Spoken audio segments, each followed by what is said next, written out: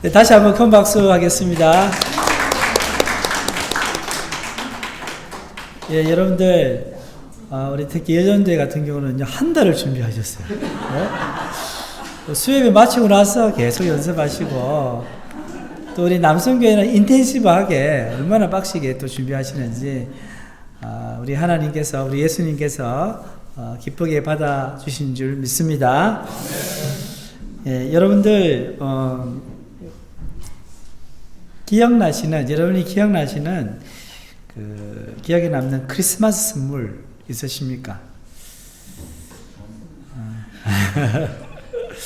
지금으로부터 100년 전 미국에 가난하지만 서로 깊이 사랑하는 젊은 부부가 있었습니다. 남편의 이름은 짐이고 아내의 이름은 델라였습니다. 두 사람에게는요, 각자 가진 보물이 있었습니다. 아내 델라에게는요, 허리까지 내려오는 금발 머리카락이 있었고요. 이것은 그녀의 자랑이고 유일한 자산이었습니다. 남편 짐에게는요, 갑으로 내려온 귀한 금시계가 있었습니다. 가진 것은 없었지만요, 이 시계만큼은 그의 자부심이자 소중한 보물이었습니다. 어느 크리스마스 전날 델라는 어렵게 저렇게 모은 돈을 세어보았어요. 그리고 얼마냐면 고작 1달러 87센트였습니다. 남편에게 의미 있는 선물을 사줄 수 없다는 사실에 눈물이 났습니다. 고민 끝에 그녀는요, 거울 앞에서 자신의 머리카락을 바라보다가 결국 머리카락을 잘라서 팔기로 결심했습니다. 그녀는 가발 머리용품 가게로 가서 머리카락을 20달러에 팔았습니다. 그녀는 그 돈으로 여러 상점을 돌아다니다가 그 짐의 금시계에 꼭 올리는 세련된 백금 시계줄을 발견하고 자신이 가지고 있는 모든 돈을 다 써서 그것을 크리스마스 선물로 준비했습니다. 자, 크리스마스 이브 저녁이 되어 퇴근한 남편 짐은요, 아내의 머리카락이 짧게 잘려있는 모습을 보고 크게 놀랐습니다. 델라가 웃으면서 머리는 다시 자라니 괜찮다라고 짐에게 준비한 그 백금 시계줄을 기쁜 마음으로 내밀었습니다. 그 순간 이 남편 짐은 조심스럽게 고백을 합니다. 자신도 아내 델라에게 오래전부터 갖고 싶어 하던 최고급 머리 빗을 선물하기 위해서 그동안 소중히 간직해온 백금 시계를 팔았다고 말했습니다. 이 이야기의 출처는요, 오힐리 단편소설 크리스마스 선물입니다. 이 이야기는 우리에게 아이러니와 감동을 줍니다. 결과적으로 델라는 머리카락을 팔아서 시계줄을 샀고요, 짐은 시계를 팔아서 머리빗을 샀는데 어떻습니까? 준비한 선물들이 지금 당장은 쓸 수 없는 그런 것들이 되었습니다. 그러나 가난한 부부가 서로를 위해 자기에게 가장 소중한 것을 아낌없이 내놓았다는 사실 때문에 이런 아이러니한 상황은 오히려 우리에게 깊은 감동을 줍니다. 성도 여러분, 무엇이 가장 귀한 선물입니까? 그것은 자신의 가장 귀한 것을 내놓는 희생적인 사랑일 것입니다. 성도 여러분, 크리스마스는 하나님의 희생적 사랑이 들어간 선물을 기억하는 날입니다. 하나님께서 우리에게 주신 희생의 선물이 뭡니까? 바로 말구유 안에 놓인 아기 예수님이십니다. 우리 본문 1절에 3절 말씀을 함께 읽겠습니다. 그때에 가이사 아구스도가 영을 내려 천하로 다 호적하라 하였으니 이 호적은 구레뇨가 수리아 총독이 되었을 때에 처음 한 것이라. 모든 사람이 호적으로 각각 고향으로 돌아가매. 여러분, 누가복음 2장에 보면 이렇게 구체적으로 황제의 이름, 또 그 지역 총독의 이름이 나온 것은 뭘 이야기합니까? 예수님의 탄생이 역사적으로 있었던 사실임을 보여주고 있습니다. 오늘 말씀처럼 이렇게 명을 내려서 호적하기 위해서 모든 사람들이 본적지로 향해 가고 있었습니다. 그래서 본문 4절에서 7절 말씀을 보시면요, 예수님을 잉태한 마리아와 종원한 요셉도 호적 신고를 위한 여행을 떠났습니다. 요셉은 다윗의 후손이었기 때문에 다윗의 고향이 어디입니까? 베들레헴이었습니다. 베들레헴을 행했습니다. 요셉이 만삭인 마리아와 동행한 이유가 무엇이겠습니까? 이들 아직 결혼식을 하지 않았어요. 정원에서 약혼을 한 거죠. 아마도 출산 후에 있을지 모르는 이웃의 손가락질이나 조롱을 피하기 위한 배려가 아닐까 생각됩니다. 당사자들 이외에는요, 마리아가 임신한 것이 성령으로 잉태되었다는 사실을 모르고 있기 때문입니다. 자, 베들레헴에 도착했습니다. 그런데 여관마다 사람들이 차고 넘쳤어요. 빈 방이 없습니다. 그렇죠. 다 호적하러 자기 고향으로 가니까요. 그들은 마구간을 빌렸습니다. 말구유를 깨끗하게 닦고 집을 덮었어요. 아기 침대, 요람을 삼았습니다. 아기가 태어났어요. 아기 예수님을 낳아 강보로 싸서 그곳에 뉘었습니다. 여러분 한번 생각해 보십시오. 마구간, 냄새나고 더럽고, 말구유는 뭡니까? 말이 먹는 그 밥그릇이에요. 이것을 통해서 우리는 오늘 말씀을 통해서 하나님의 사랑의 두 가지 면을 살펴볼 수 있을 것 같습니다. 첫 번째는요, 하나님의 사랑에는 능력이 있다는 것입니다. 예수님이 태어나시기 700년 전에 예언한 선지자가 있습니다. 그 선지자 이름은 이사야였습니다. 이사야를 통해서 하나님께서는 평화의 왕을 주시겠다고 약속하셨습니다. 우리에게 선물을 주시겠다고 약속하셨습니다. 이 선물은 영생을 담고 있었습니다. 이 선물은 죄의 용서를 담고 있습니다. 이 선물은 하나님과의 관계 회복을 담고 있습니다. 굉장히 귀한 선물입니다. 우리에게 선물로 주실 그리스도에 관한 예언이 또 있습니다. 이사야와 같은 시대에서 예언했던 미가 선지자가 있습니다. 여러분, 이사야는요, 왕족과 귀족들을 대상으로 예언 활동을 했는데, 반면에 미가는요, 주로 평민을 대상으로 예언을 했습니다. 자, 미가가 어떻게 예언했는지 봅시다. 미가 5장 2절 말씀 우리 함께 읽어보겠습니다. 베들레헴 에브라다야, 너는 유다 족속 중에 작을지라도 이스라엘을 다스릴 자가 내게서 내게로 나올 것이라. 그의 건물은 상고의 영혼에 있느니라. 아멘. 베들레헴이 등장하잖아요. 그죠? 여기에서 이스라엘을 다스릴 자가 나온다고 했는데, 누굴 이야기합니까? 메시아 예수님을 가리킵니다. 그런데 이런 상황에서 하나님에게 어떤 딜레마가 있는 거예요. 자, 미가를 통해서 메시아가 남쪽 지역 베들레헴에 태어날 것이라고 말씀을 하셨는데, 이 마리아와 요셉은 실제로 어디에 살고 있었을까요? 나사렛에 살고 있었잖아요. 그죠? 나사렛은 어디에 있습니까? 그렇죠. 북쪽 지역 갈릴리 지역에 있었습니다. 그래서 하나님께서 어떻게 하셨습니까? 황제의 마음을 움직여 주셨어요. 본적지에 가서 호적을 하라고 명령하셨습니다. 황제는 자신이 하나님의 뜻을 이루고 있다는 사실을 물론 몰랐을 것입니다.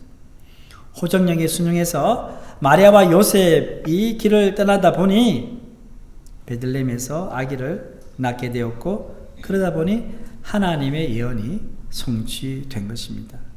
성도 여러분, 이것이 바로 하나님의 능력입니다. 제 아무리 황제라도 할 수 없습니다. 하나님이 쓰시고자 하시면 도리가 없습니다. 순종해야 됩니다. 자기가 순종하는 것조차도 모르고 순종하게 됩니다. 인간의 사랑에게는요, 사랑에는 능력을 수반하지 못하는 경우가 많습니다. 직장에 잘렸어요. 안타깝죠, 그죠? 근데 우리가 해줄 수가 없어요. 가정에 불화가 생겼습니다. 질병으로 고생하고 있을 때 불쌍히 여기고 위로의 말을 해줄 수 있지만, 우리가 실제로 해줄 수 있는 것은 별로 없습니다. 그러나 하나님의 사랑은 능력을 수반한 사랑입니다. 사랑하는 사람을 위해서 무언가를 해줄 수 있는 사랑입니다. 성도 여러분, 하나님의 능력이 있는 사랑이 우리 삶 가운데 역사하는 것을 믿으시기를 바랍니다. 로마 황제 아구스토는요, 호정력을 내리기로 한 것이 자신의 생각이라고 믿었을 것입니다. 이렇게 하면은 많은 세금을 거둘 수 있겠지. 로마 황제 아구스토는요, 호정력을 내리기로 한 것이 자신의 생각을 알고 이렇게 했는데, 요셉과 마리아는 어떻게 생각했을까요? 아니, 갈릴리에서 베들레헴에 가려면 얼마나 거리가 멉니까? 자기 부인은 임신을 했는데 불평불만이 나왔을 것입니다. 그러나 황제도 요셉도 마리아도 모르고 있었지만 이 모든 일련의 사건에 하나님께서 역사하고 계셨습니다. 그리고 메시아가 베들레헴에서 태어나리라는 예언의 말씀이 이루어졌습니다. 이것이 바로 하나님의 능력입니다. 바울은 이렇게 말합니다. 로마서 8장 28절 말씀 우리 함께 읽어보겠습니다.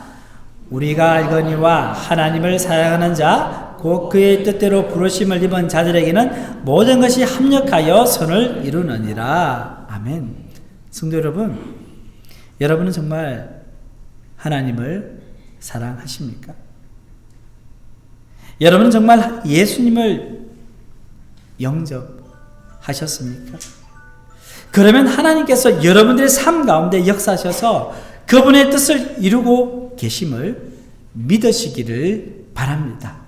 모든 것이 합력하여 선을 이루고 있다는 것을 믿으시기를 바랍니다.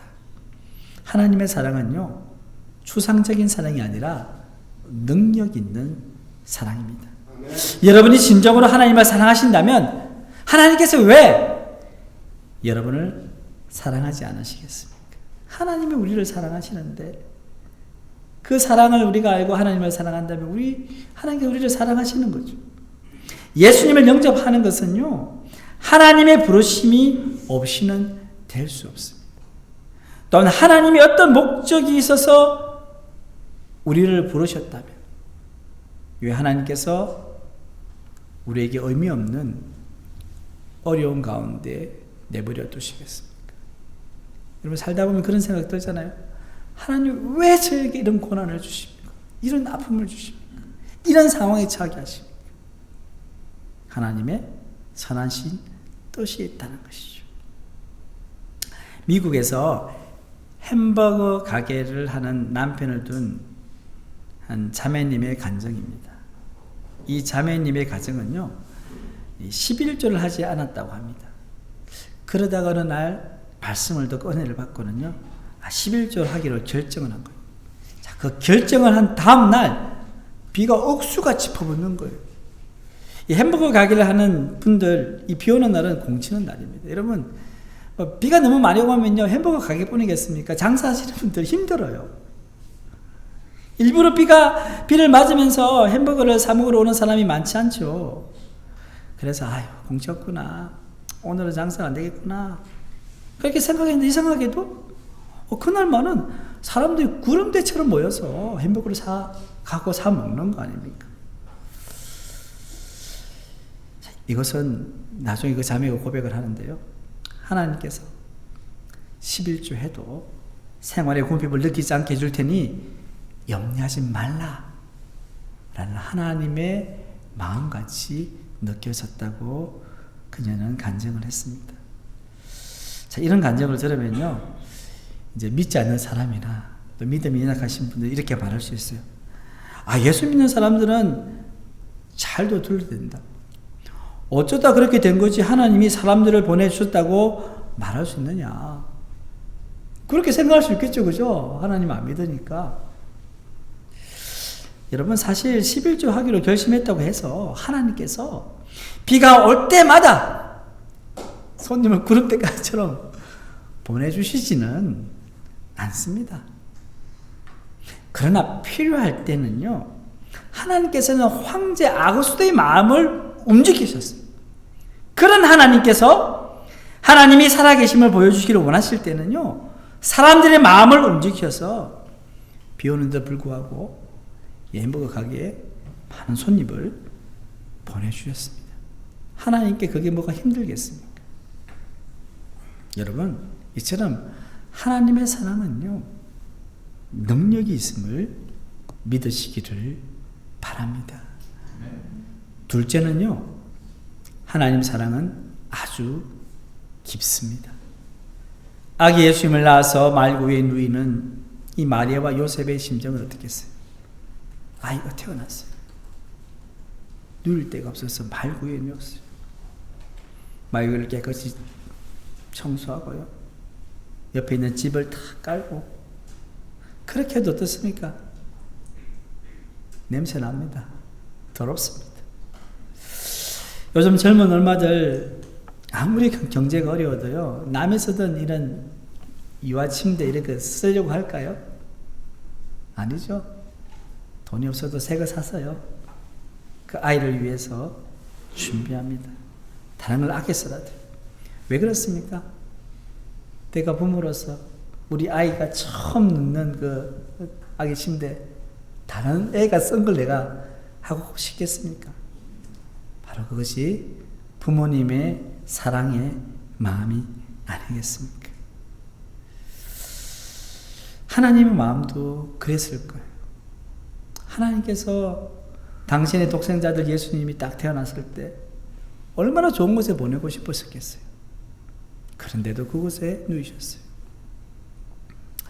저는 고등학교 때부터 객지 생활을 했습니다.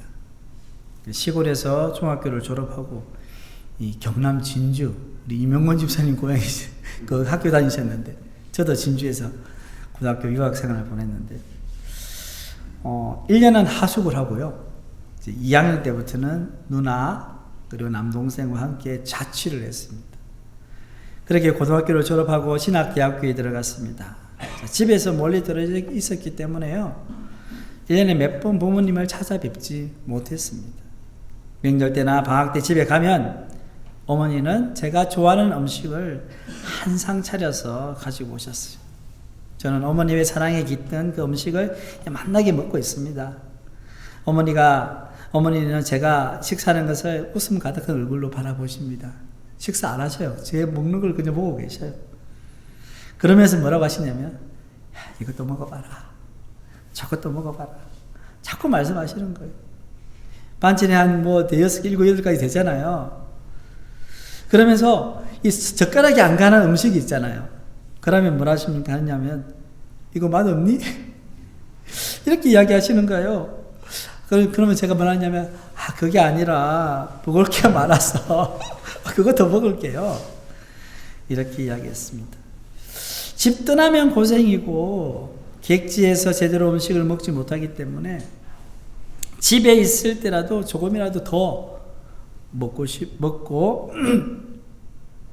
먹으라는 그런 어머니의 마음이 지금도 느껴집니다. 이처럼 자녀를 향한 어머니의 이 애틋한 마음이 여러분 어디에서 나왔을까요?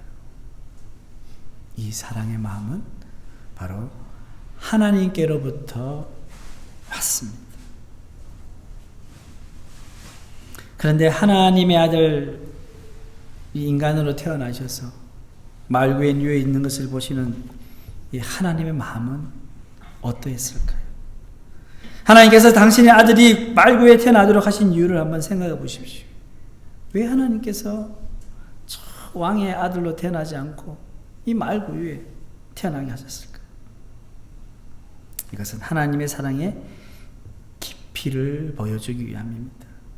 내가 너희를 사랑하되 이처럼 사랑한다, 이런 희생을 치르면서까지 너희를 사랑한다 보여주시기 위해서 외아들을 들어온 말구 위에 담으셨습니다. 말구 위에 누워있는 아기 예수님은 우리를 향하신 하나님의 사랑이 얼마나 깊은지를 나타내주는 표적입니다. 하나님께서는 예수 그리스도를 우리에게 선물로 주셨습니다. 그러나 그 선물이 우리의 것이 되기 위해서는 어떻게 해야 됩니까? 내가 그 선물을 받아야 됩니다. 예수님을 주님으로 영접하지 않으신 분들이 있으십니까?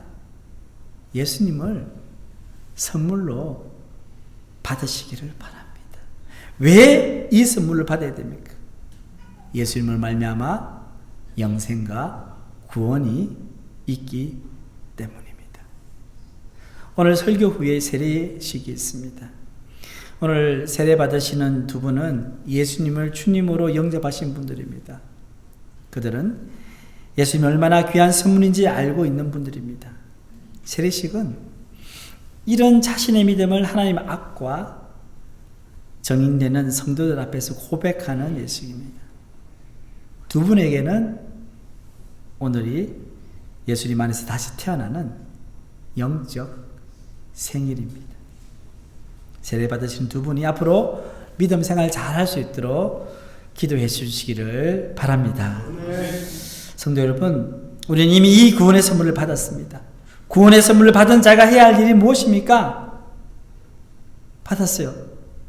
선물 받았으면 포장 뜯고 그것을 내가 가지고 누려야 될 거 아니에요. 그죠? 선물을 줬는데 포장도 뜯지 않고 그냥 어디 보관하면 안 되는 거예요. 예수님을 내가 선물로 받았으면요, 그 예수님을 함께 누려야 됩니다. 어떤 남자가 사랑하는 애인에게 이 가방을 이렇게 선물해 줬어요. 명품 가방은 아닌데 그래도 사랑과 정성을 담아서 가방을 사서 딱 애인에게 선물을 줬는데, 자, 다음 데이트 날이 다가옵니다. 자, 당일날 남자가 딱 데이트 장소로 가면서 어떤 생각을 할까요? 야, 내가 준 그 가방 이렇게 메고 오겠지. 기대할 겁니다. 선물 받은 그 애인은 어떻게 할까요? 너무 기쁘고 감사하면 가방을 물론 매는 건 물론이고 그 가방에 맞는 예쁜 옷을 다 코디해서 입고 나올 거예요. 그 모습을 본 이 남자친구가 어떤 마음이 들까요? 너무 기쁜 거예요. 내가 준 선물을 이렇게 참 메고 오니까. 성도 여러분, 마찬가지로 우리도 예수님을 영접했다면 이제 예수님과 함께 삶을 즐겨야 하는 것입니다. 차를 타고 가다가도 아름다운 길을 보면 어떤 마음이 들까요? 예수님 너무 아름답고 좋네요. 또한 살다가 힘들고 어려운 문제가 생겼을 때 어떻게 해야 됩니까? 예수님 너무 힘들어요. 너무 슬퍼요. 주님 도와주세요. 그렇게 기도했는데 응답이 됐어요. 그럼 어떻게 하면 좋을까요? 예수님 감사합니다. 제 기도를 응답해 주셔서 감사합니다. 이렇게 우리가 주님과 대화 나누면서 나에게 오신 그 선물이 예수님과 함께 삶을 살아가는 것이 중요합니다. 그런데 어떤 분들은 예수님을 주님으로 모시고서도 항상 죄책감의 가운데 사시는 분들이 있어요. 왜 그럴까요? 자꾸 나를 바라보는 게 그래요. 내 안에 계신 예수님, 그 예수님을 바라볼 때요, 우리는 죄책감에서 떡차버릴 수 있어요. 물론 우리가 살아가면서 죄를 짓지만 왜 우리가 예수님을 믿습니까? 예수님 우리 죄를 다 용서해 주셨기 때문에 주님께 회개하고요, 주님을 바라보고 살아가는 것입니다. 사랑하는 포항샘물교회 성도 여러분, 성탄은 우리를 향한 귀한 선물이며 인류를 향한 하나님의 사랑입니다. 하나님의 사랑은 능력이 있습니다. 그러므로 우리가 그 하나님을 사랑할 때 놀라운 기적을 경험할 수 있게 되는 것입니다. 또한 하나님의 사랑은 그 무엇과 비교할 수 없을 정도로 깊습니다. 우리는 그 사랑을 이미 받았습니다. 우리가 해야 될 일이 뭡니까? 그 사랑을 즐기고 누리는 것입니다. 예수님이 이미 우리 마음속에, 우리 삶 속에 와 계십니다. 그분과 함께 행복하게 살아가시기를 바랍니다. 그래야 때 우리의 삶은 항상 기쁨과 평안으로 넘칠 것입니다. 이와 같은 은혜가 우리 성탄절 가운데, 우리 모든 성도님 가운데 있기를 주님의 이름으로 축원합니다. 하나님 아버지 감사합니다.